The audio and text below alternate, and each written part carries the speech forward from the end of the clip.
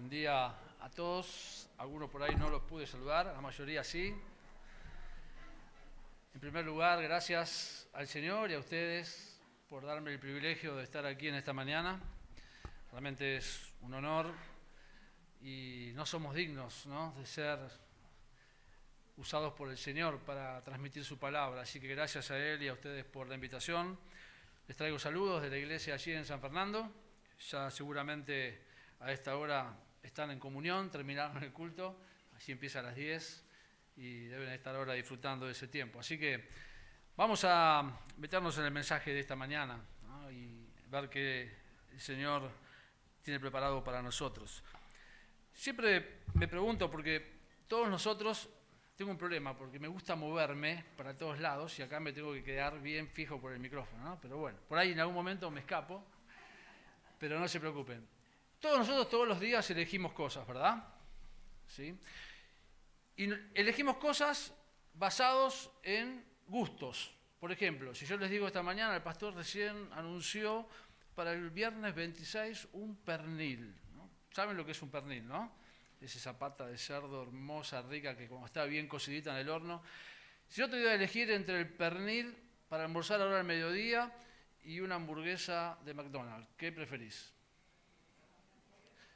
Algunos de las hamburguesas de McDonald's, ¿no? El pernil, tiene un sabor diferente, es espectacular.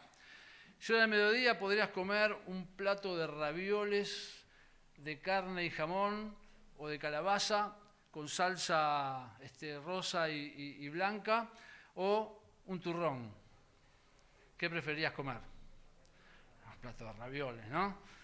Porque al pensar en las cosas que elegimos, las elegimos porque nos gustan y porque nos traen un placer, ¿verdad? Cuando miramos en la Biblia, y hoy vamos a hablar acerca del propósito de Dios para nuestra vida, sucede lo mismo. Dios ya a nosotros nos eligió para ser sus hijos y en su palabra nos ha dado las instrucciones necesarias para disfrutar a pleno de todo lo que Él preparó para nosotros. Sin embargo, cuando nos toca elegir vivir en el propósito de Dios para nuestras vidas o no, muchas veces elegimos la hamburguesa de McDonald's o elegimos el turrón en lugar de los ravioles. Y entonces quiero que en esta mañana pensemos un poquito en el propósito de Dios para nuestras vidas, que comúnmente también lo conocemos como la voluntad de Dios para nuestras vidas. Allí, en los papelitos que recibieron, hay espacios en blanco con líneas de puntos que yo les voy a ir indicando qué palabra va ahí para que puedan llevarlo a casa y seguir el bosquejo en casa, repasarlo hoy, mañana, en la semana. Pero para entender un poquito el propósito de Dios, vamos a estudiar Romanos capítulo 12, versículos 2 y 1. El pastor se equivocó. No, vamos a ir al revés hoy. Vamos a empezar por el final, por el desenlace, y vamos a terminar por el comienzo. Porque allí Pablo, en este capítulo hermoso de Romanos 12, nos invita en primer lugar, y el primer punto del que quiero que veamos en esta mañana tiene que ver con la invitación a comprobar la voluntad de Dios. Allí en ese primer renglón, número 1, va invitación. La invitación a comprobar la voluntad de Dios. Pablo nos dice en versículo 2, la última parte, para que comprobéis cuál sea la buena voluntad de Dios, agradable y perfecta. Me encanta mucho estudiar las palabras en el original, no lo voy a volver loco con cómo se nombra en griego, porque no importa que se acuerden eso. Pero aquí esta palabra es muy importante, este verbo. La palabra comprobar significa ensayar con la expectativa, o probar con la expectativa de aprobar. Y en este contexto se puede también traducir como experimentar.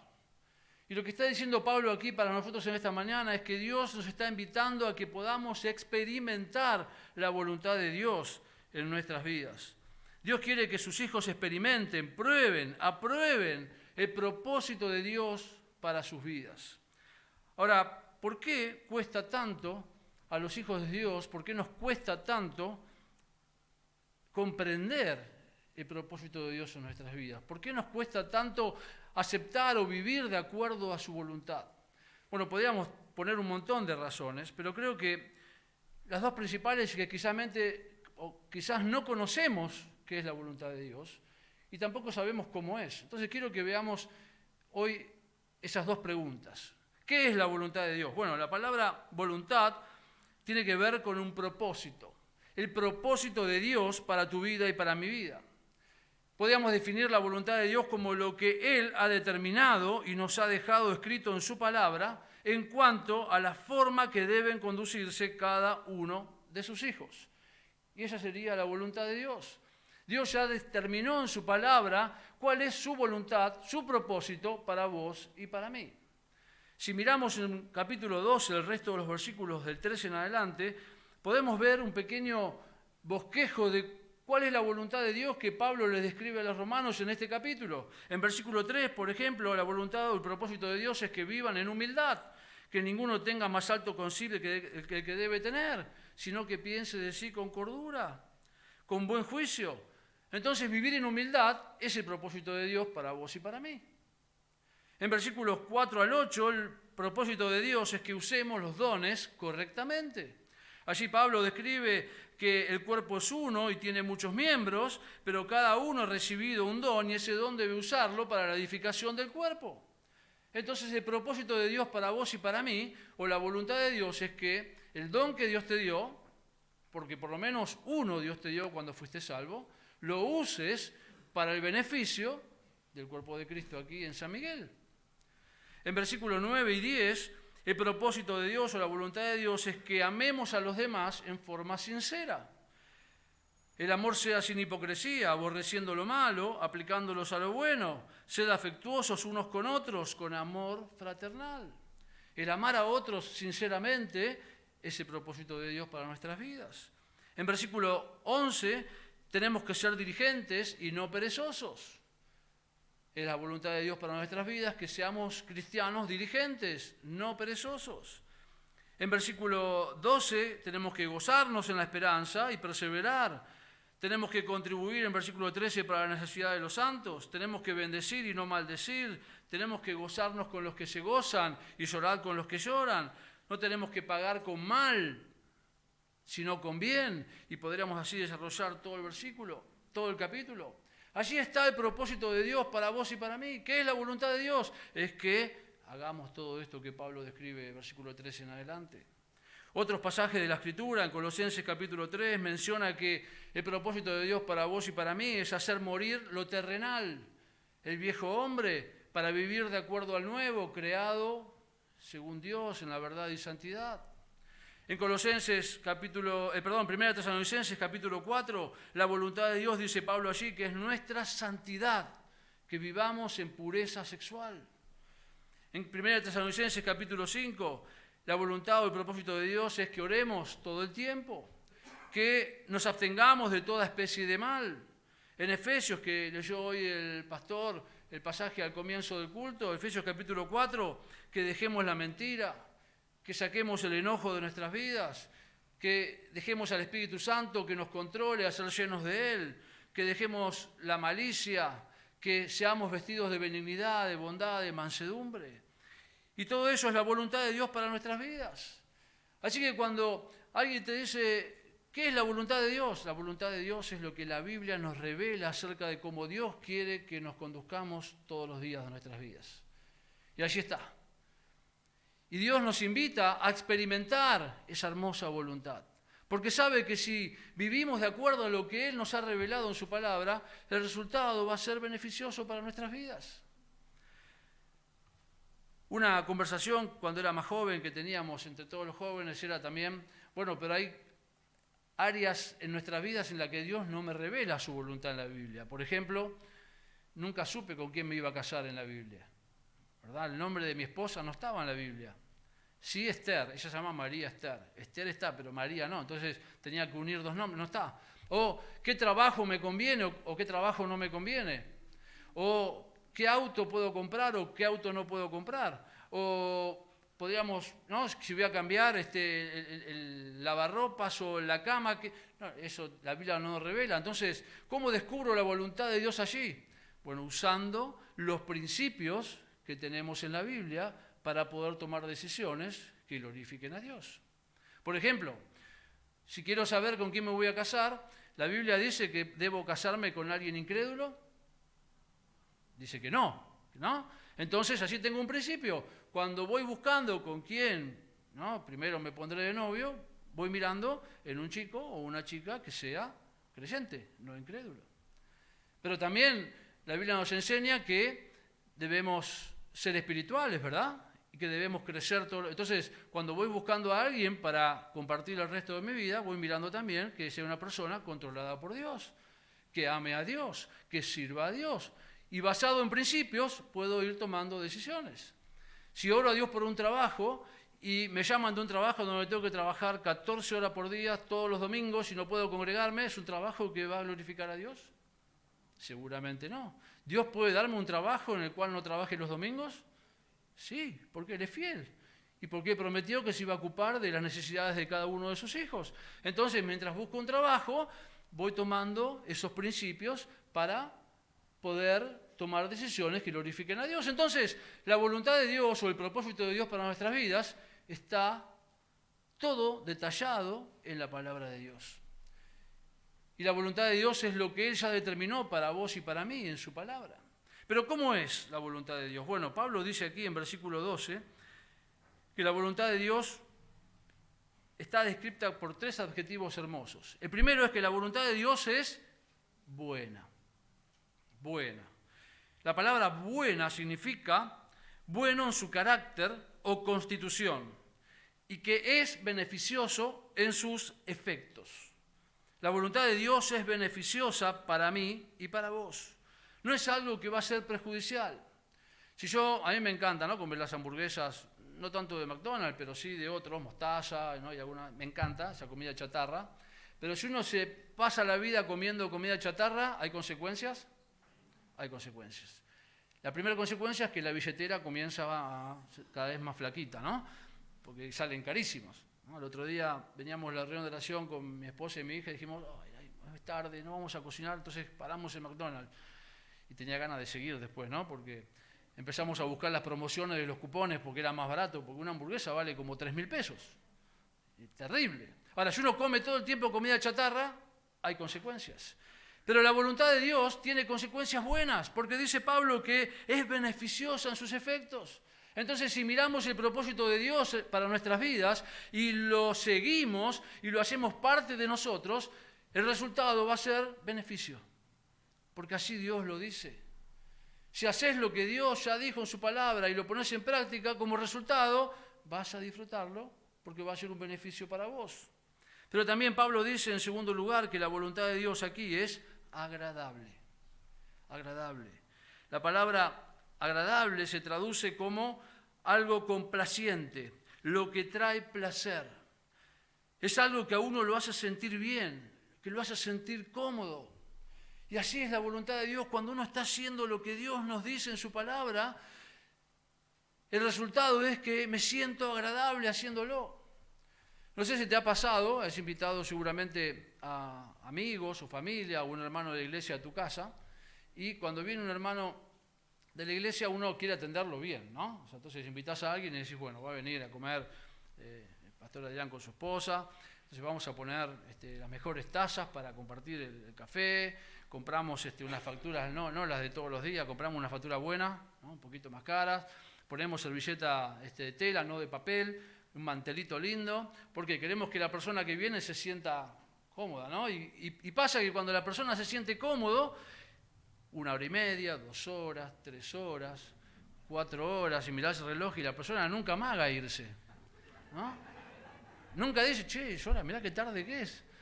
¿Por qué? Porque se siente bien, porque está cómodo, porque la está pasando bien.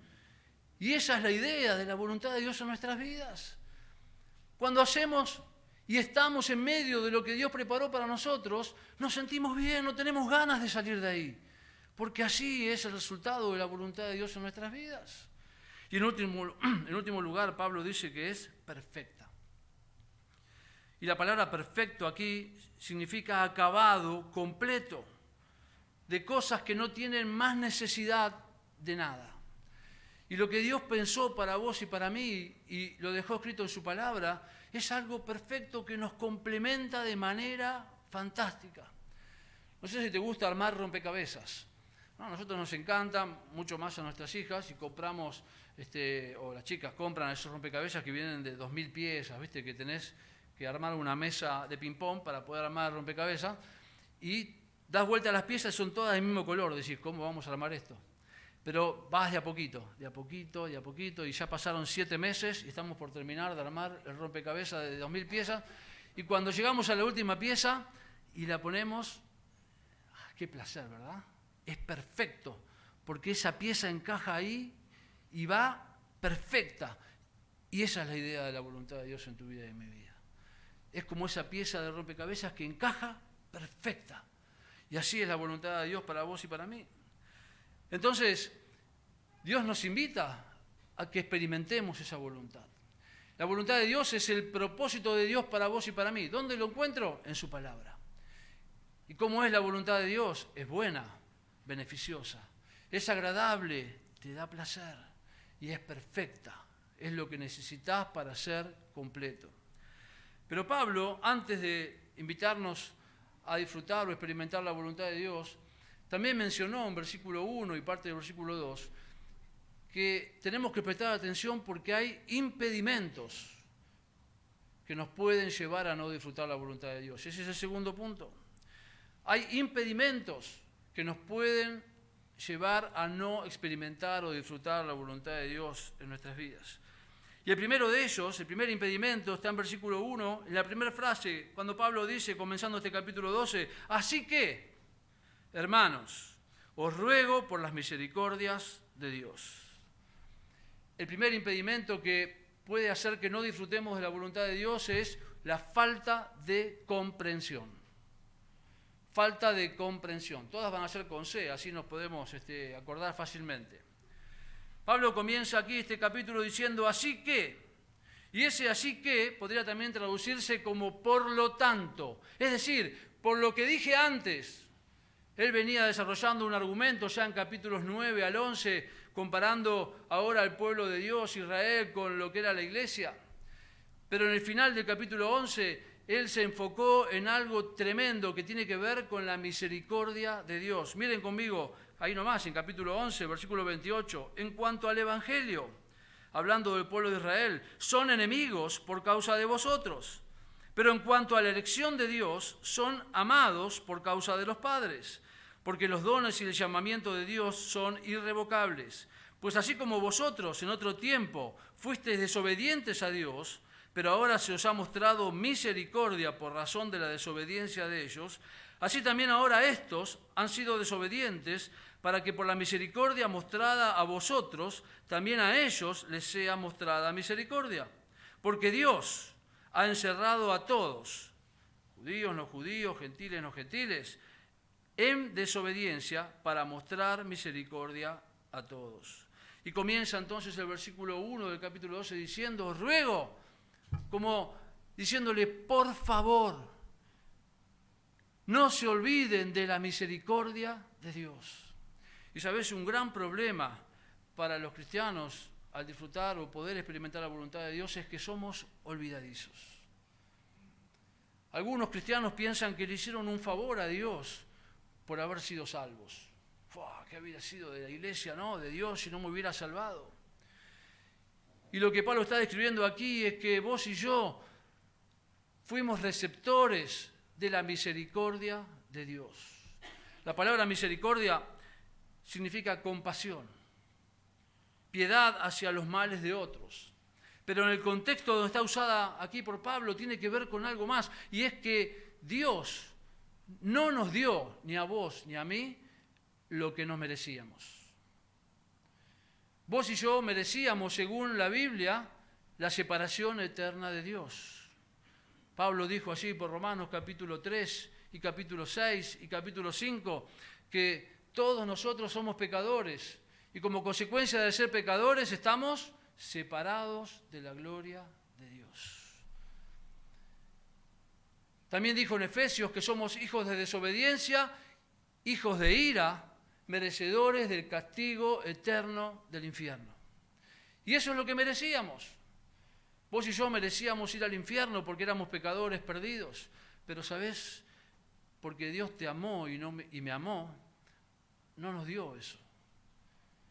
Él nos regaló a su Hijo Jesucristo.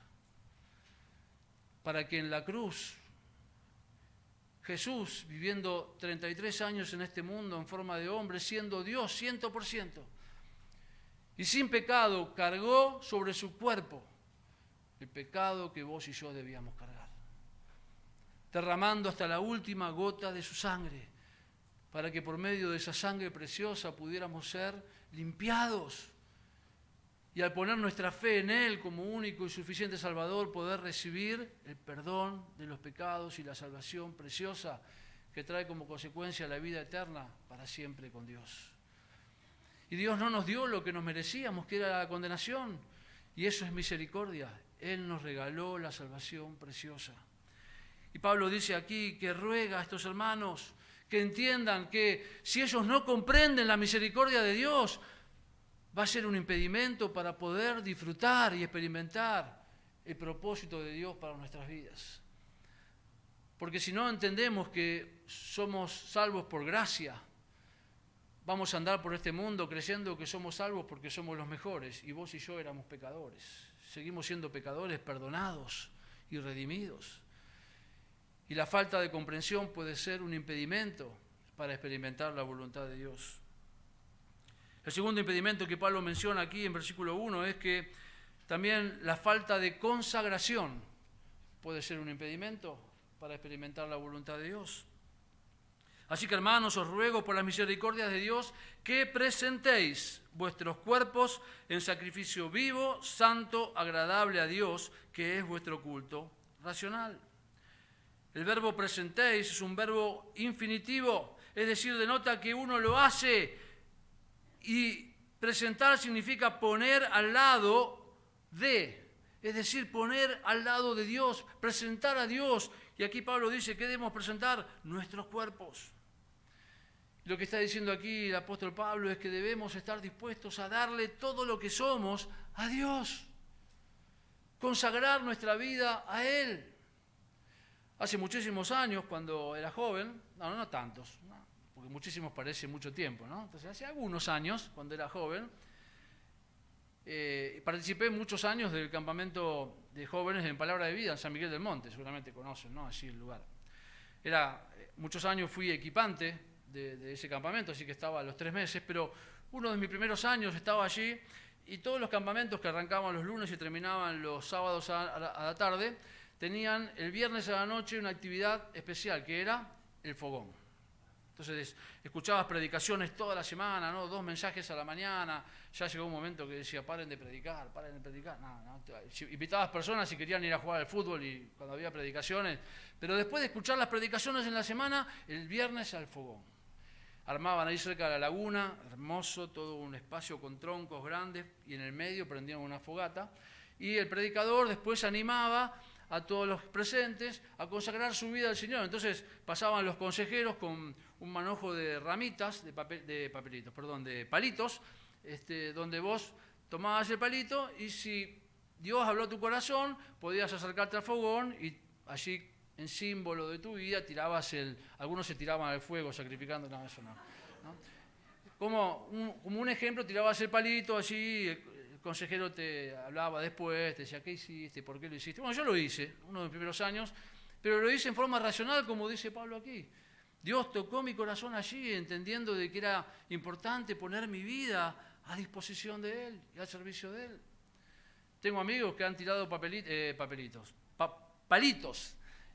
todos los años. Hay algunos que fueron ya con motosierra para cortar ramas de los árboles, para tirar, y ¿no? Eran consagrar y consagrar. Lo que dice aquí Pablo es que no hace falta que consagres tu vida todos los días. Lo que dice Pablo aquí es que si no hay consagración a Dios, ¿y qué significa consagración a Dios? Significa que al estar dispuesto a entregar mi vida al Señor, le estoy reconociendo a Él como el Señor y soberano de mi vida. Y si no estás dispuesto a reconocer que Dios es el amo y Señor, el soberano de tu vida, y no estás dispuesto a poner tu vida al servicio de Él, difícilmente puedas experimentar esa buena, agradable y perfecta voluntad de Dios. Porque es necesario entregarse al Señor. Y seguramente con el correr de los años va a haber muchas áreas de nuestras vidas en las que vamos a tener que seguir consagrándonos al Señor. Seguramente nuestros ojos, seguramente nuestros pensamientos, seguramente nuestras manos, seguramente nuestros oídos. Hay áreas de nuestra vida en las que necesitan todo el tiempo ser puestas delante del Señor. Pero todo empieza con estar dispuestos a consagrarnos a Él. Y cuando estamos dispuestos a decirle, Señor, acá estoy, tomame como soy, como dice el himno, tal como soy, vengo a ti.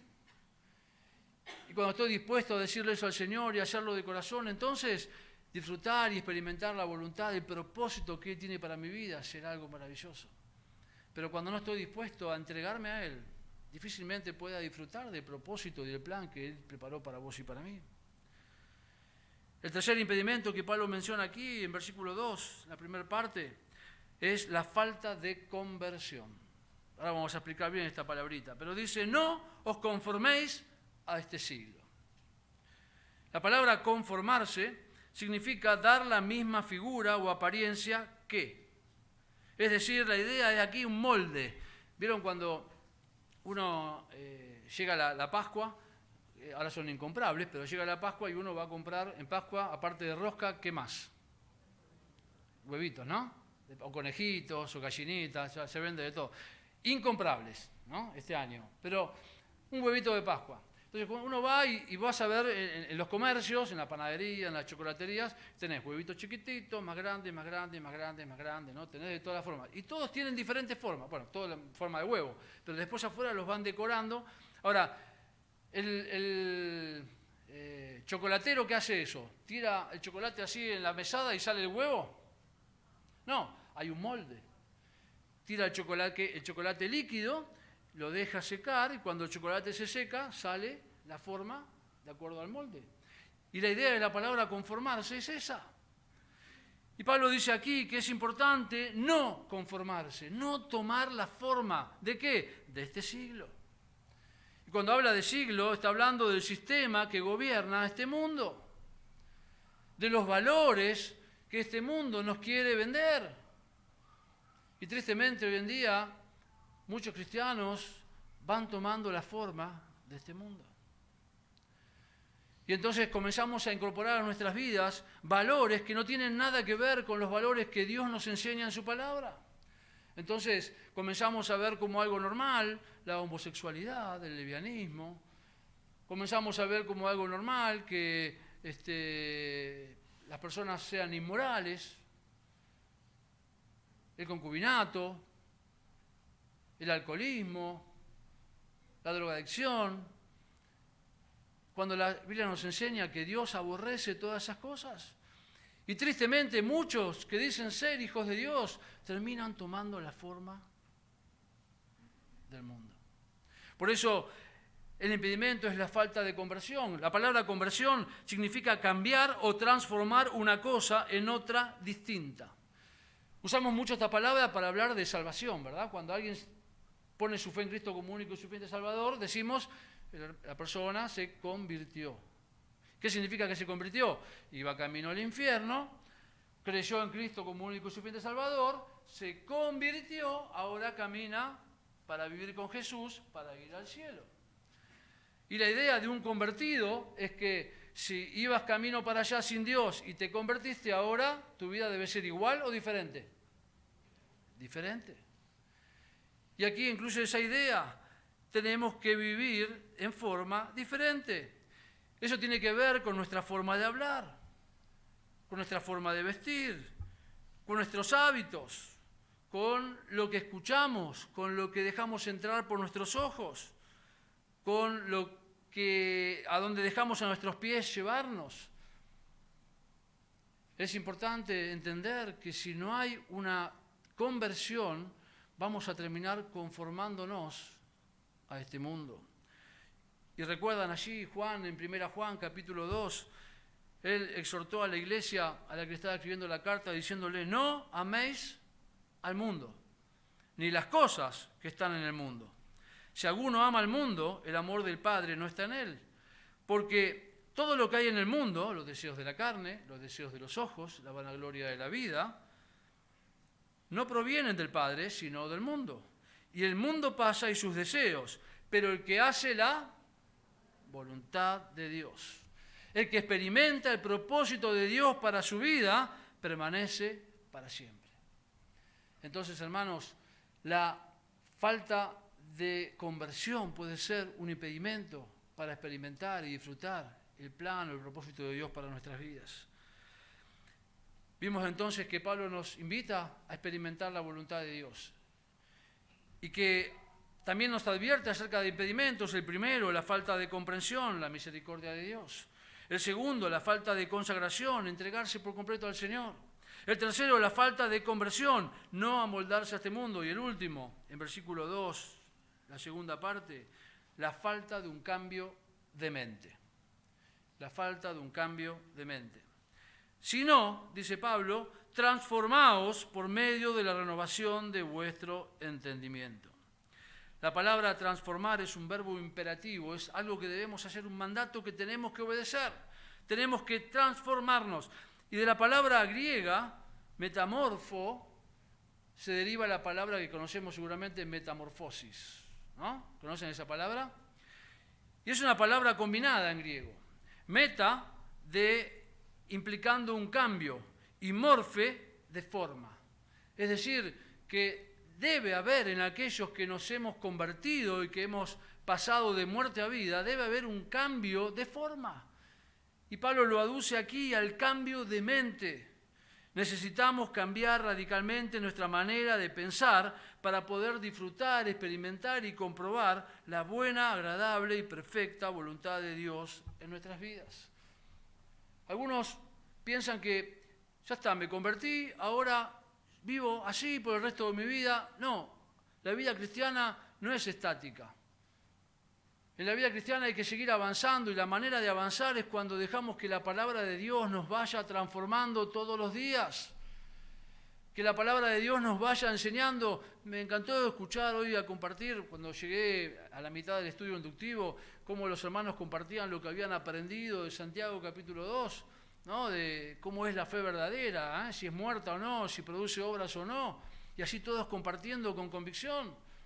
Las hermanas que compartieron acerca de la reunión femenina ayer, ¿no? Qué lindo, aprendí esto y me impactó la palabra de Dios. Y ¿sabés? Lo que cambia la manera de pensar es la Biblia. No lo que el pastor diga, no lo que un buen libro de carácter cristiano diga, lo que cambia nuestra mente y nuestros corazones es la Biblia. No hay otra cosa. Si lo que el pastor te dice viene de la Biblia, entonces la Biblia va a cambiar tu vida. Si lo que el libro de carácter cristiano estás leyendo se basa en la Biblia, entonces la Biblia va a cambiar tu vida. Y no digo que esté mal usar libros. He leído un montón de libros en mi vida muy buenos, otros un desastre. Pero lo más importante es que todo lo que leamos tiene que estar filtrado por esto. Porque aquí Dios nos ha revelado lo que Él tiene para nosotros. Y cómo es la manera en que debemos conducirnos. Y cómo es la manera en que debemos responder ante ciertas situaciones. Y es importante entonces cambiar nuestra mente, nuestra manera de pensar, transformarlas. ¿Cómo se hace eso? Mirá conmigo Colosenses capítulo 3, versículo 16. Colosenses capítulo 3, versículo 16.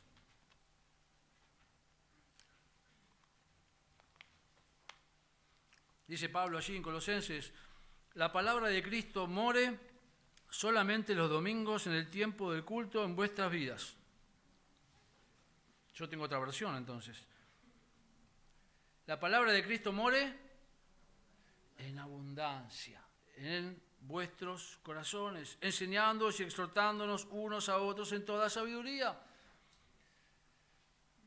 Esa palabra abundar es una palabra que me encanta poner en práctica y usarla cuando voy a tomar un helado. ¿Te gusta el helado?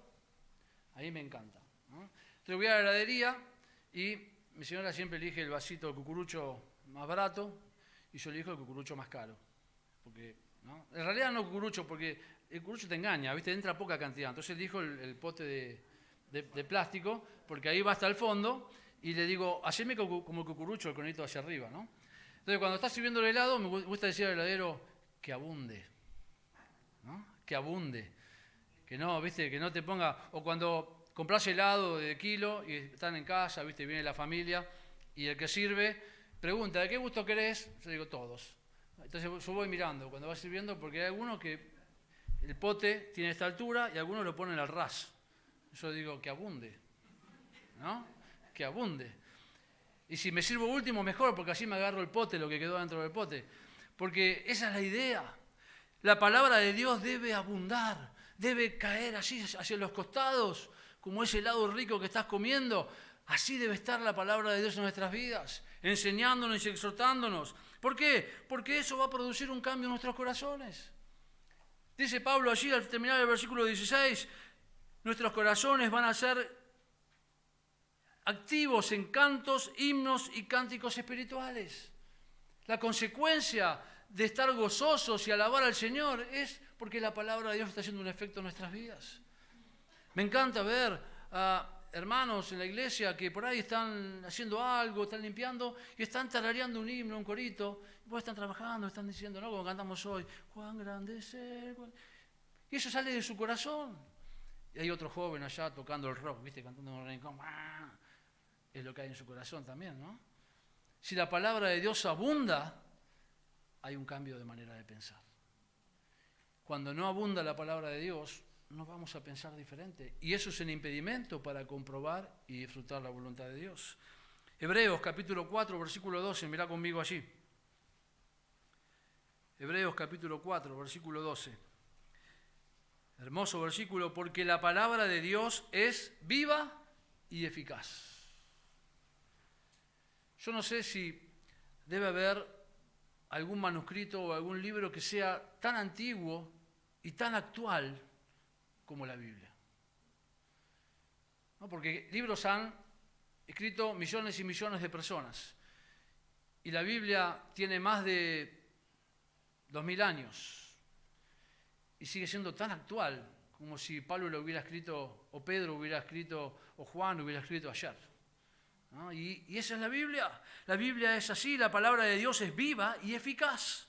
Y es más cortante que toda espada de dos filos. Esa espada que tiene filo de los dos lados, ¿no? Que viene así como un triangulito.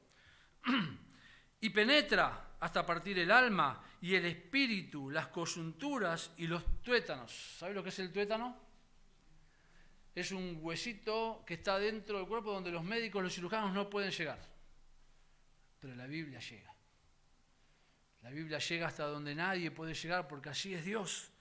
Y discierne los pensamientos y las intenciones del corazón. Vos y yo estamos aquí en esta mañana, nos estamos mirando, vos a mí y yo a ustedes, y yo no sé lo que estás pensando en tu corazón. Y vos tampoco sabés lo que estoy pensando yo en mi corazón. Pero Dios sí. Y su palabra puede llegar hasta ahí. Por eso oramos antes de comenzar el culto, y oró el pastor antes de comenzar el culto, que no sea yo el que esté hablando aquí hoy, que Dios en su palabra llegue a tu corazón y a mi corazón hoy. Porque la única que puede transformar nuestras vidas es la palabra de Dios. ¿Cuánto tiempo entonces invertimos en leer la Biblia? ¿Cuánto tiempo? Una excusa que escucho todo el tiempo, por lo menos con muchos de los hermanos de nuestra iglesia, es: no tengo tiempo, no tengo tiempo. Organizar una reunión de ministerios es, por lo menos, no sé, me pasa a mí, no sé, a vos, Dari, pero es tremendo. Para juntarme con personas, quizás tengo que, hoy es, no sé, 14 de mayo, la reunión la tengo que hacer para el 12 de junio más o menos. Una locura. Porque claro, todo el mundo, profesionales, no hay tiempo, no tienen tiempo. Ahora, si yo les digo a todos, mañana es mi cumpleaños y los invito a todos a comer gratis, todos están en mi casa a las 9 de la noche. Para algunas cosas sí tengo tiempo, para otras no. Y sabes, si la Biblia no es importante y no tiene parte de tu agenda todos los días, difícilmente puedas experimentar el plan o propósito de Dios para tu vida. ¿Cuánto tiempo pasás entonces con la palabra de Dios? Te animo a que, si no lo estás haciendo, desde mañana, desde hoy, si podés, comiences a poner unos minutos todos los días para leer la Biblia. Tomá un tiempo. Si tenés que levantarte 15 minutos antes, hacelo.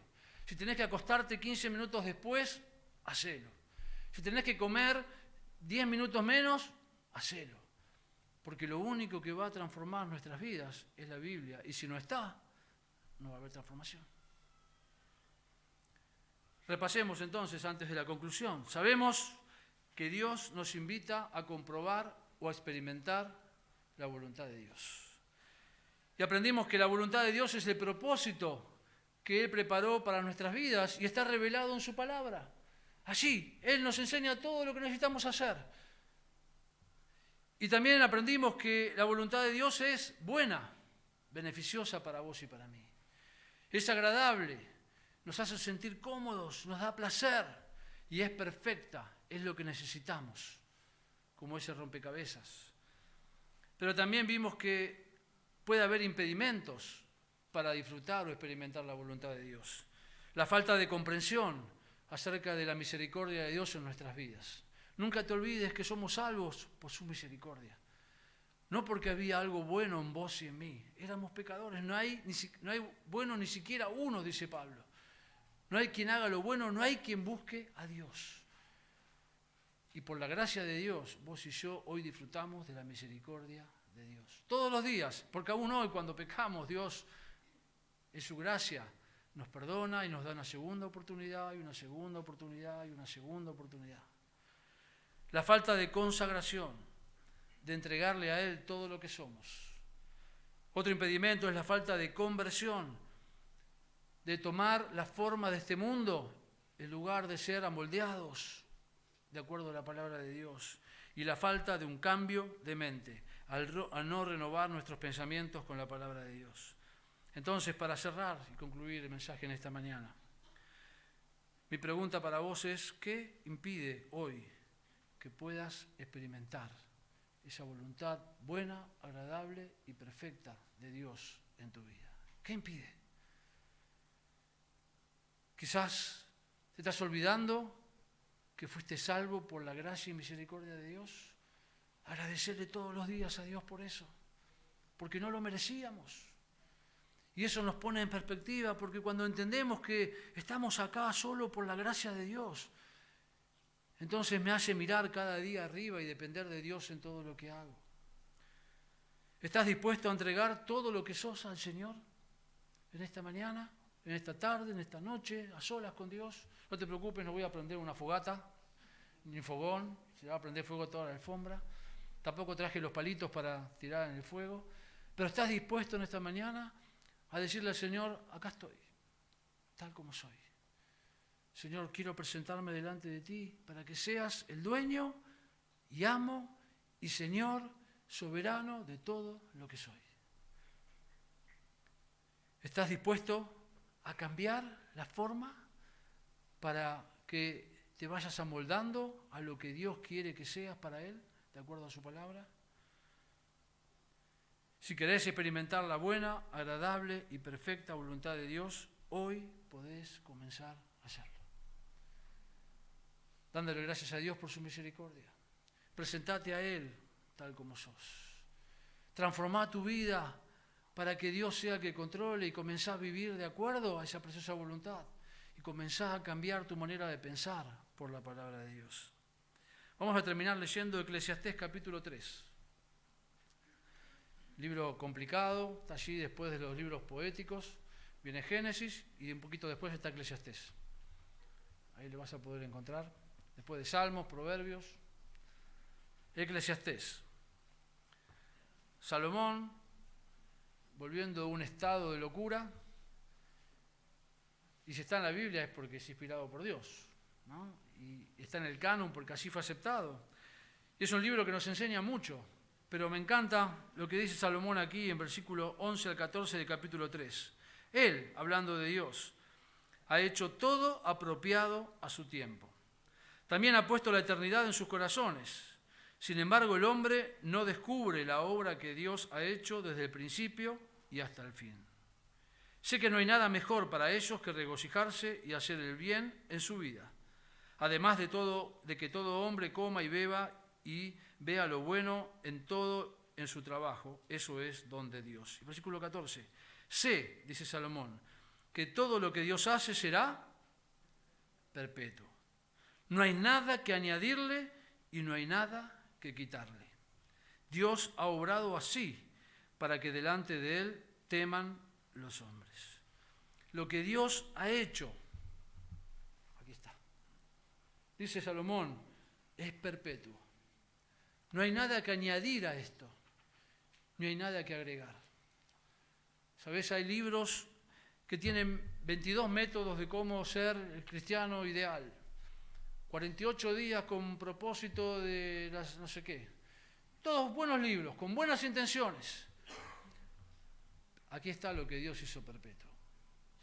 Y lo que Dios declaró acá, su preciosa voluntad para vos y para mí, es perfecta.